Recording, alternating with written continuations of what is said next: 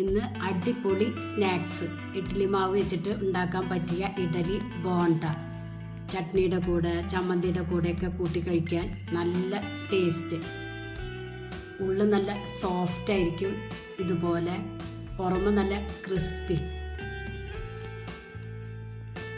ഇതിന് എടുക്കേണ്ടത് ഇഡലി മാവാണ്. അരച്ച ആ ദിവസത്തെ മാവ് എടുക്കരുത്, 2 ദിവസത്തെ മാവ് വേണം ഇതിനായി എടുക്കേണ്ടത്. 2 ദിവസത്തെ മാവാണ് ഇത്, 2 കപ്പ്. അതിലേക്ക് 2 ടേബിൾ സ്പൂൺ അരിപ്പൊടിയും 2 ടേബിൾ സ്പൂൺ റവയും ആഡ് ചെയ്ത് കൊടുക്കുക.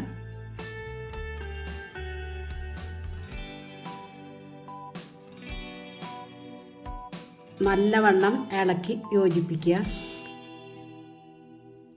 ഇഡലി മാവിന് കുറച്ച് തിക്നെസ് ഉള്ളതാണ്, കുറച്ചും കൂടി തിക്നെസ് കിട്ടാൻ വേണ്ടിയിട്ടാണ് അരിപ്പൊടി റവയും ആഡ് ചെയ്ത് കൊടുക്കുന്നത്. മാവിൽ ഓൾറെഡി ഉപ്പുള്ളത് കൊണ്ട് ഉപ്പ് ചെക്ക് ചെയ്തിട്ട് ആഡ് ചെയ്ത് കൊടുക്കുക.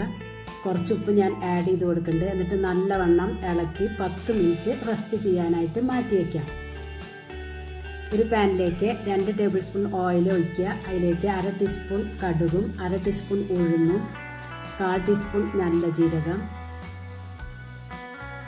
5-6 മണി കുരുമുളക്. എന്നിട്ട് കടുകും ഉഴുന്നൊക്കെ പൊട്ടി വരുമ്പോൾ ഒരു സബോള ചെറുതായി കട്ട് ചെയ്തതും, ഒരു പച്ചമുളക് ചെറുതായി കട്ട് ചെയ്തത്, കറിവേപ്പില ചെറുതായി കട്ട് ചെയ്തത്, മല്ലിയില ചെറുതായി കട്ട് ചെയ്തത് ആഡ് ചെയ്ത് കൊടുക്കുക. ഒന്ന് സോഫ്റ്റായി കിട്ടിയാൽ മതി, നല്ലവണ്ണം വഴറ്റിയെടുക്കണ്ട. ഈ വറവ് മാവിലേക്ക് ആഡ് ചെയ്ത് കൊടുക്കുക. എന്നിട്ട് നല്ലവണ്ണം ഇളക്കി യോജിപ്പിക്കുക. പ്രത്യേകം ശ്രദ്ധിക്കുക, വറവിടുന്നത് വെളിച്ചെണ്ണയിലാണെങ്കിൽ വെളിച്ചെണ്ണയിൽ പൊരിച്ചെടുക്കുക, ഓയിലാണെങ്കിൽ ഓയിലിൽ പൊരിച്ചെടുക്കുക. ഇതിപ്പോൾ ഞാൻ സൺഫ്ലവർ ഓയിലാണ് എടുത്തിരിക്കുന്നത്. ഇതിലേക്ക് 1/2 ടീസ്പൂൺ ചതച്ച മുളകും ആഡ് ചെയ്ത് കൊടുക്കുക. എന്നിട്ട് നല്ലവണ്ണം ഇളക്കി യോജിപ്പിക്കുക. ഇത് പൊരിച്ചെടുക്കാനായി ഒരു ചീനച്ചട്ടി സ്റ്റൗവിൽ വെക്കുക. അതൊന്ന് ചൂടായി വരുമ്പോൾ പൊരിക്കാൻ പാകത്തിന് ഓയിൽ ഒഴിക്കുക.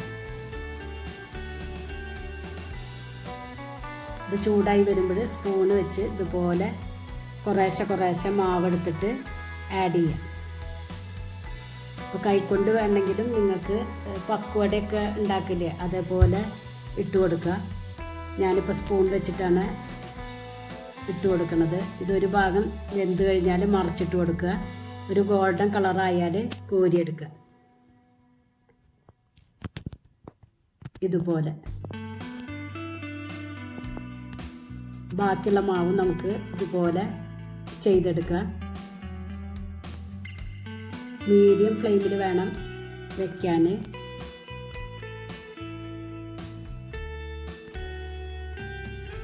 ഇതുപോലെ കളർ ചേഞ്ചായി വരുമ്പോൾ മറിച്ചിട്ട് കൊടുക്കുക.